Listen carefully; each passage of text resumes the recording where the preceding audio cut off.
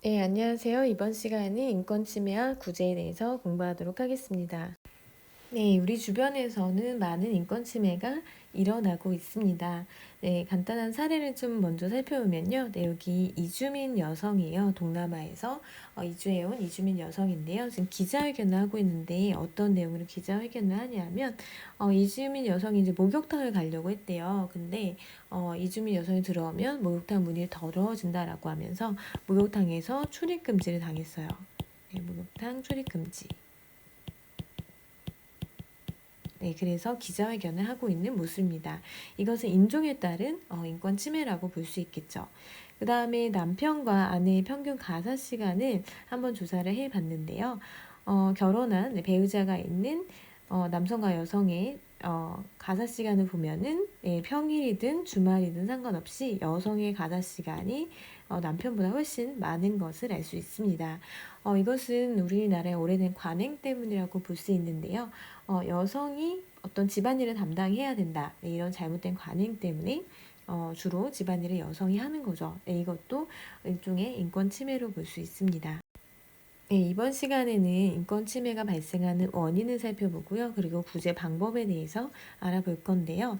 먼저 인권 침해 원인을 보면은 여기는 인종에 따른 또 인권 침해가 되겠죠. 네, 지금 경찰이 흑인을 제압하고 있는 모습인데 좀 과도하게 제압을 하고 있어요. 실제로 미국에서 흑인들이 검문을 받거나 단속을 받는 경우가 훨씬 많고요. 백인에 비해서. 네, 그리고 흑인들한테 어떤 총을 쏘는 그런 비율도 상당히 높다고 합니다. 그래서 여기 시위자들이 들고 있는 편말을 보면은 Stop killing people for being black이라고 되어 있네요.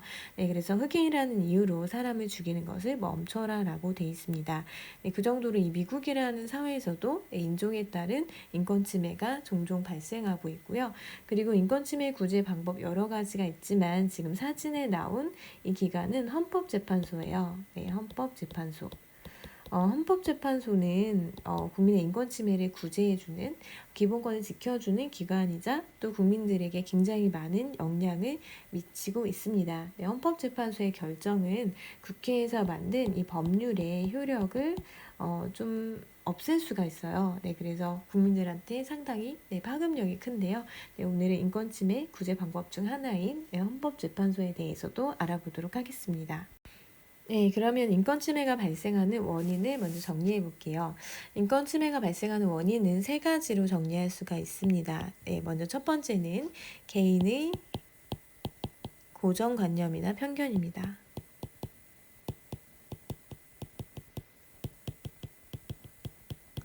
네, 고정관념과 편견은 조금 다른 개념인데요. 네, 고정관념이 어떤 것에 대한 인식이라면, 편견은 그 고정관념으로 인해서 생기는 감정입니다. 예를 들어서 뭐 흑인이 별로 범죄를 많이 저지른다고 생각해요. 예를 들어서 그러면 흑인들은 싫어, 무서워 이렇게 느낀다면 이거는 편견이 되겠죠. 그런데 이런 고정관념과 편견이 행동으로 나타나면 그것이 차별이 됩니다.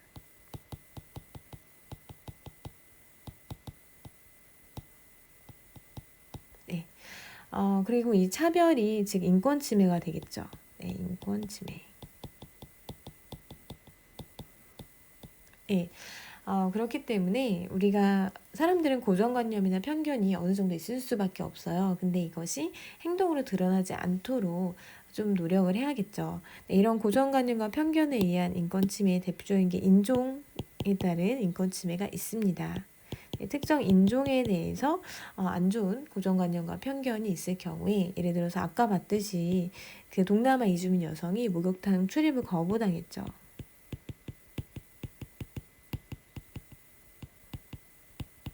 네, 이런 경우가 어떤 차별에 따른 인권 침해로 나타나겠죠. 그 다음에 두 번째 인권 침해의 발생 원인은요, 사회 집단의 관습이나 관행입니다.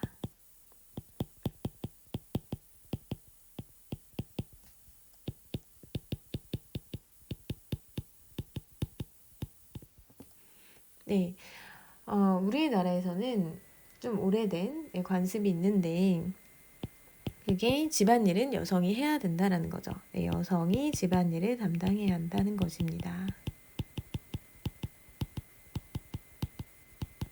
네, 그래서 여자들이 집안일을 다 담당을 해왔죠. 네, 남자들은 주로 집안일보다는 네, 바깥에서 일을 했는데요. 그러다 보니까 워킹맘의 경우에는 네, 직장 일도 하면서 네, 그리고 집에 와서는 육아도 하고 집안일도 해야 합니다.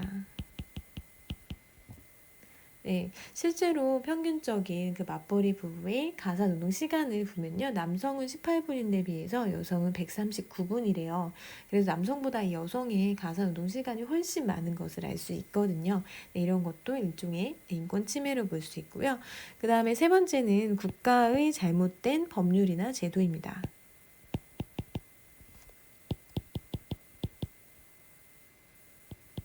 네, 잘못된 법률이나 제도인데요. 이 법률은 국회에서 만드는 거예요. 근데 이 잘못 만들어진 이 법률이 또 어떤 사람들에 대한 인권 침해로 이어질 수가 있어요. 네, 선생님이 계속 낙태죄를 예를 들 건데요. 네, 낙태죄의 경우 여러분 낙태죄는 우리 형법에 규정이 되어 있었어요.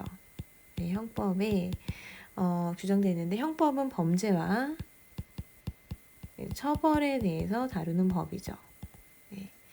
근데 이 낙태죄는 이제 태아를 죽이는 거예요. 임신한 여성의 네, 태아를 죽이는 것을 낙태죄인데 이 법에 따르면 태아를 죽일 경우에는 그 여성도 처벌받고요. 네, 의사도 처벌받게 돼 있어요. 네. 근데 이 법이 어떤 여성들의 인권을 침해한다 이렇게 주장을 하는 사람들이 있었는데요. 즉 여성이 임신한 여성이 자신의 신체에 대해서 내가 어떻게 결정할지 이런 자기 결정권이 있다는 거예요. 근데 이 법은 그 태아를 이제 죽인 경우 즉 낙태죄로 여성을 처벌하는데 이게 여성의 자기 결정권을 침해했다고 보는 거죠. 네, 그래서 여성의 자기 결정권 침해.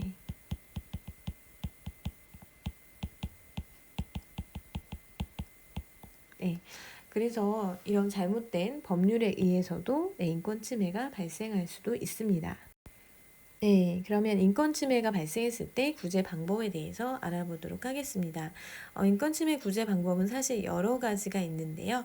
네, 먼저 가장 보편적인 방법은 법원입니다. 네, 첫 번째는 법원에서 재판을 청구하는 것이 있겠네요. 네, 첫 번째 법원. 네, 법원에서는 재판을 청구할 수 있습니다.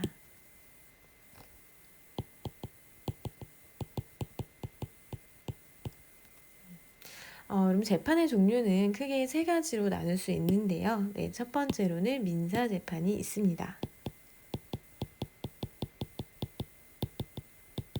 네, 민사 재판은 개인과 개인 간의 분쟁이 발생한 경우예요. 네, 예를 들어서 윗집에서 너무 소음이 심하다, 층간소음이 발생했다. 네, 이런 경우에 민사 재판을 통해서 인권 침해를 구제받을 수 있어요. 네, 그다음 두 번째는 형사 재판인데요. 네, 형사 재판은 범죄가 발생했을 때 그 범죄와 처벌을 다루는 재판이 형사 재판입니다. 예를 들어서 누군가를 폭행했다든지 네, 폭행했다든지 아니면 명예훼손이 발생했다든지 네, 폭행은 좀 다시 쓸게요. 네, 폭행 아니면 다른 사람의 명예를 훼손한 경우 네, 이런 경우에는 이것은 범죄가 되기 때문에 이런 경우 인권 침해를 받은 사람이 이 사람을 고소하거나 뭐 아니면 제3자가 고발해서 재판을 열어서 인권 침해를 한 사람을 처벌할 수 있습니다. 네, 세 번째는 행정재판입니다. 네, 행정재판은 행정기관이 잘못된 처분을 내렸을 때 행정기관의 잘못으로 인권 침해가 발생한 경우 행정 이제 재판을 받을 수 있어요. 예를 들어서 행정기관이 잘못 알고 영업 금지 처분, 영업 정지 처분을 내렸어요.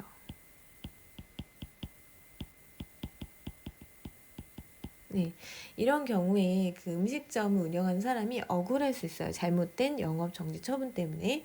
어, 이런 경우에는 행정기관의 잘못으로 인해서 인권 침해가 발생한 경우이기 때문에 행정 재판을 통해서 침해당한 권리를 구제받을 수가 있습니다. 네, 그 다음에 두 번째는 헌법재판소인데요. 네, 우리가 아까 처음에 살펴봤듯이 이 헌법재판소는 굉장히 중요한 국가기관입니다. 헌법재판소는 그 이름 자체에서 헌법이 들어가 있는데요. 네, 헌법은 우리나라의 최고법이자 기본법인데 이 헌법을 지키고자 하는 그런 기능을 하는 곳이 헌법재판소입니다. 그러니까 헌법재판소는 헌법을 지키는 것이 목적이에요. 네, 헌법에 우리 국민에 대한 인권과 기본권에 대한 내용이 있는데 헌법재판소가 그런 것이 침해당했을 때 그것을 구제해주고 또 그런 걸 더 두텁게 보장해주는 역할을 합니다. 그래서 헌법재판소는 헌법을 수호하는 것, 결국 국민의 인권과 기본권을 보장해주는 역할을 하는 기관이라고 볼 수 있습니다. 네, 헌법재판소에서 뭐를 할 수 있냐면요. 네, 헌법재판소에서 헌법소원 심판이라는 것을 할 수 있습니다.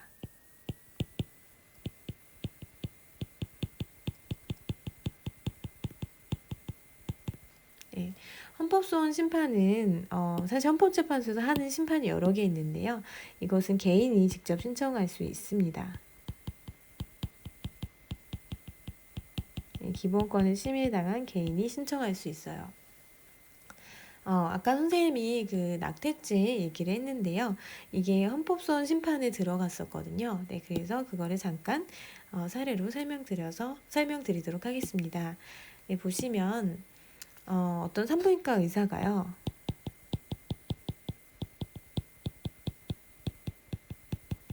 산부인과 의사가 낙태죄로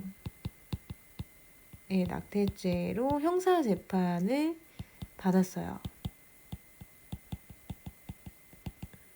네, 이 의사는 낙태죄가 아까 선생님이 형법에 규정돼 있다고 했죠. 네, 형법에 규정된 범죄예요. 그래서 낙태를 저지른 경우에는 그 처벌을 받게 돼 있는데 이 의사가 낙태를 했다가 걸린 거예요. 네, 그래서 형사 재판을 받는 상황입니다. 근데 이 의사가 뭐라고 주장을 하냐면 이제 이 산부인과 의사는 형사 재판에서 피고인의 지위가 되겠죠. 네, 피고인의 지위로 재판을 받는 중에 이 낙태죄 자체가 이 법률 자체가 잘못된 것이다라고 주장을 합니다. 네, 그 이유는 뭐냐면 이런 법은 위계가 있거든요. 네, 법에는 위계가 있습니다. 가장 최상위 법이 헌법이고요. 네, 그 밑에 법률이 있어요. 근데 이 헌법이 상위법이기 때문에 이 법률의 내용은 헌법과 일치해야 돼요. 네, 헌법과 합치되어야 합니다. 일치되어야 합니다. 일치되어야 하는 것이 원칙입니다. 그런데 가끔 이 법률이 헌법과 합치되지 않는 경우가 있어요. 일치하지 않는 경우가 있습니다. 이것을 뭐라고 부르냐면 이 법률이 헌법에 위배된다라고 부릅니다. 네, 위배되는 경우가 있어요. 선생님이 계속 강조해서 얘기하지만 우리 헌법은 인권과 기본권에 대한 내용을 다루고 있죠. 국민의.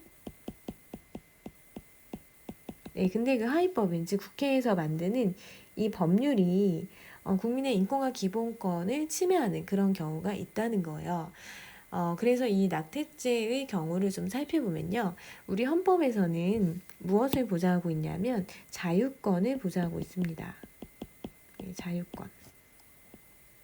네, 자유권은 자신의 신체에 대해서 국가가 함부로 간섭하지 말라는 거죠. 네, 근데 우리 법률인 형법에 낙태죄가 규정이 돼 있어요. 네, 이 낙태죄는 낙태를 저지른 여성과 의사를 처벌하는 건데 특히 그 여성을 처벌을 하거든요. 자신의 신체에 대해서 자신이 어떻게 하든 그거는 전적으로 그 여성의 자유예요. 네, 하지만 이 낙태죄가 여성의 그런 자기결정권을 침해한다는 거예요. 네, 여성의 자기결정권 침해.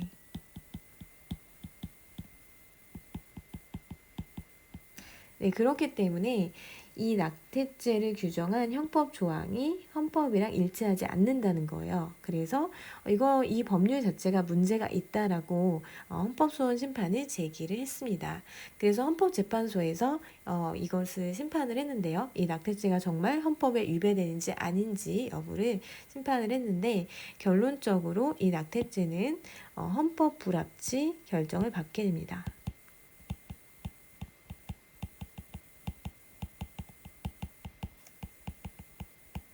네, 헌법 불합치는 뭐냐면 좀 쉽게 설명하면 사실상 위헌이라는 거예요. 여러분 나중에 2단원에서 좀 자세히 하는데 네, 사실상 위헌이라는 거는 아까 법률이 헌법에 위배되는 경우가 바로 위헌입니다. 같은 말이에요. 즉 이 법률이 헌법이랑 뭐가 일치하지 않는다는 거예요. 네, 하지만 한시적으로 유지하는 것입니다. 그러니까 이 낙태죄가 사실상 잘못됐다는 거죠. 헌법에 위배되는데 뭔가 이거를 바로 폐지했을 때, 이 법률을 바로 없앴을 때 사회적인 혼란이 발생할 수 있기 때문에 한시적으로, 일시적으로만 유지하는 것이 헌법 불합치입니다. 네, 그래서 낙태죄가 헌법 불합치 결정을 받았는데요. 이 유지 기간이 2020년 12월까지였어요. 네, 지금은 2021년이죠. 네, 그래서 지금은 이 낙태죄 조항이 낙태죄 조항으로 처벌을 받지 않고요. 국회에서는 이거를 대체할 수 있는 법률을 마련을 해야 합니다. 네, 그래서 헌법재판소의 이 낙태죄와 관련해서는 선생님이 조금 있다가 다시 한번 설명드리도록 하겠습니다. 네, 다음 세 번째는 국가인권위원회입니다.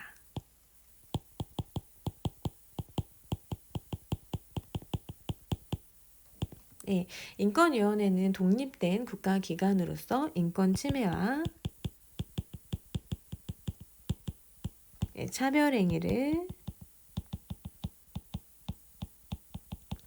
조사하고 이게 잘못된 경우에 이걸 고쳐라 시정하도록 권고하는 효력을 가진 기관입니다.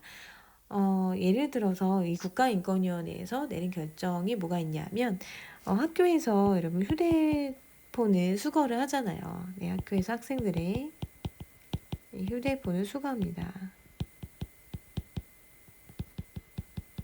네, 아무래도 휴대폰을 학생들이 갖고 있으면 수업 시간에 계속 휴대폰을 보고 수업에 집중하지 않고 다른 친구들한테 피해를 줄 수도 있겠죠.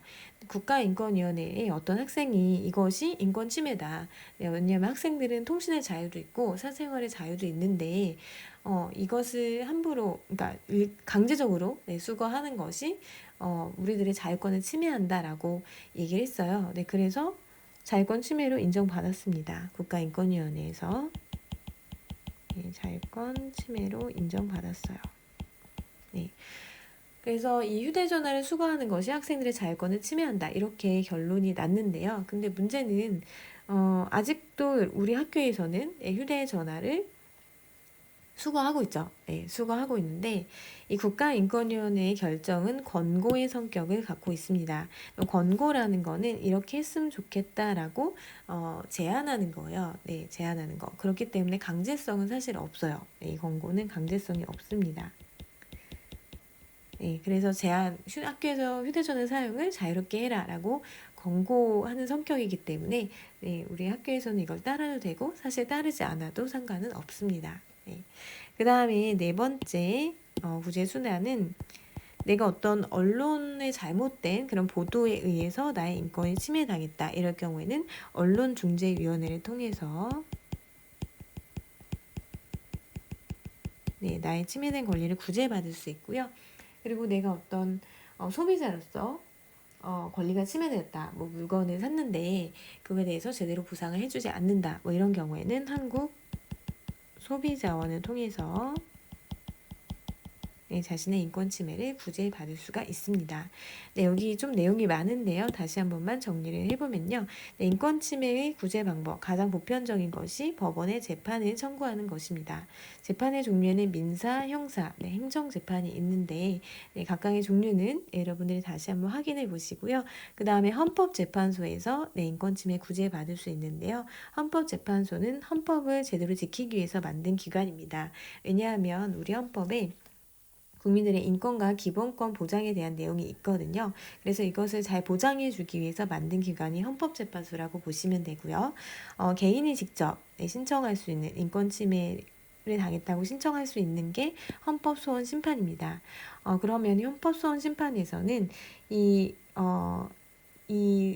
인권을 침해한 이 법률이 헌법에 위배되는지 아닌지 여부를 결정을 내리는데요. 낙태죄의 경우에는 이 법률이 헌법에 위배된다라고 결론이 나서 헌법 불합치 결정을 받았습니다. 이 부분은 뒤에서 조금 더 자료로 보도록 할게요. 그 다음에 국가인권위원회가 있는데 독립된 기구로서 인권 침해와 차별 행위를 조사를 하고 어떤 진정 신청을 할 경우에는 이것을 이제 조사를 해서 결론을 내리는데 인권 침해다라고 인정이 된 경우에는 시정을 권고하는 효력을 갖고 있습니다. 하지만 이 권고는 강제성이 없다는 거. 이게 조금 아쉬운 점이죠. 그 다음에 그 외에는 언론 피해로 인권 침해를 당했다든지 어떤 소비자로서 권리가 침해당했을 때는 언론중재위원회나 한국소비자원을 통해서 구제받을 수 있습니다. 아까 선생님이 얘기했던 낙태죄에 대해서 좀 더 살펴보면요. 지금 낙태죄 폐지를 주장하는 여성들이 시위를 하고 있는 모습입니다. 지금 여기 써있는 표말을 보면은 낙태죄 위헌이라고 돼 있네요.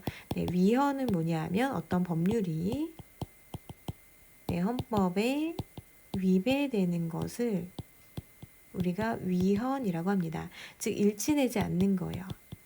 그러니까 이 법률이 문제가 있는 거죠. 헌법에서 규정한 기본권을 침해하거나 아니면 기본권을 침해하는 경우가 되겠죠. 그래서 낙태죄 폐지를 주장하는 이 소송이 이제 있었는데 지금 이제 헌법소원 심판이 열렸거든요. 이 낙태죄에 대해서 헌법소원 심판이 열렸는데 폐지를 찬성하는 쪽과 반대하는 측의 그 주장이 팽팽히 맞섰습니다. 폐지를 찬성하는 측에서는 임신 초기부터 낙태까지 일률적으로 처벌하기 때문에 이것은 위헌이다라고 봤고, 반대하는 입장에서 예외적인 경우, 그러니까 어쩔 수 없이 낙태를 해야 되는 경우는 우리 법에서 지금 허용을 하고 있다라고 이야기를 하고요. 그 다음에 처벌의 효과를 봤을 때 이 낙태죄를 처벌하는 것이 정말 낙태를 근절하는데 효과가 있냐? 오히려 그게 아니라 더 이제 음지로 숨어서 낙태를 하게 된다는 거죠. 그래서 불완전한 오히려 낙태가 양산되는 그런 문제점이 있다라고 봤고, 폐지를 반대하는 쪽, 즉 낙태죄를 유지해야 한다는 쪽에서는 이 생명 경시라든지 이런 생명 경시, 풍조 확산 등 방지 효과가 어느 정도 있다라고 보았습니다. 기본권 침해 정도를 봤을 때 이 낙태죄는 여성의 자기 결정권 및 건강권을 지나치게 제한하기 때문에 폐지되어야 한다라고 주장하는 쪽이 있었고, 반대쪽에서는 여성의 자기 결정권도 물론 중요하지만 이 태아의 생명권도 중요하다라고 보았습니다. 그래서 이 낙태죄의 경우에는 즉 여성의 자신의 신체에 대한 자기 결정권이냐 아니면 태아의 생명권이냐, 이 두 가지의 가치가 부딪힌 그런 사례라고 볼 수 있어요. 근데 우리 헌법재판소에서는 낙태죄를 헌법 불합치 결정을 내림으로써 이 낙태죄가 사실상 위헌이라는 결론을 내렸습니다. 그럼 오늘 배운 내용을 초성 퀴즈로 정리해 보겠습니다. 첫 번째, 인권 침해는 사회 구성원의 고정관념이나 편견 때문에 발생하는 경우가 많죠. 고정관념은 인식이고요. 편견은 감정이죠. 근데 이런 것은 우리가 가질 수밖에 없어요. 하지만 이것이 어떤 차별, 행위로 이어지지 않도록 우리가 주의를 해야겠죠. 그 다음에 두 번째, 인권 침해를 해결하기 위해서, 이건 선생님이 언급하진 않았는데요. 다른 사람이 가지는 권리의 소중함을 인식하고 인권 침해에 민감하게 반응하는 인권 감수성을 높이기 위해서 노력해야 합니다. 그러니까 나의 어떤 인권만이 아니라 다른 사람의 인권도 소중하고요. 그리고 인권 침해가 발생했을 때 이것을 그냥 넘어가는 것이 아니라 이것은 인권 침해다라고 반응하는 거죠. 그래야지만 인권 침해가 해결될 수 있겠죠. 그것이 인권 감수성 용어 알아두시고요. 세 번째, 법원은 재판을 통해서 침해된 권리를 구제하는데 이 재판에 세 가지 종류가 있다고 했죠. 다른 사람이 나의 권리를 침해했을 때 민사재판, 개인과 개인 간의 분쟁, 행정기관의 잘못으로 나의 권리를 침해당했을 때는 행정재판이고요. 범죄 행위로 인해서 그 권리에 권리를 침해한 사람을 처벌하는 것은 형사재판입니다. 네, 계속 이어서 보면 헌법 질서를 수호하고 국민의 기본권을 보장하는 기관이 헌법재판소이죠. 네, 이 기관에서는 헌법소원 심판을 통해서 인권을 보호하는데요. 헌법소원 심판은 개인이 직접 신청한다는 특징이 있습니다. 그 다음에 독립기구로서 인권 침해나 차별행위를 조사하여 구제하는 역할을 하는 것이 국가인권위원회입니다.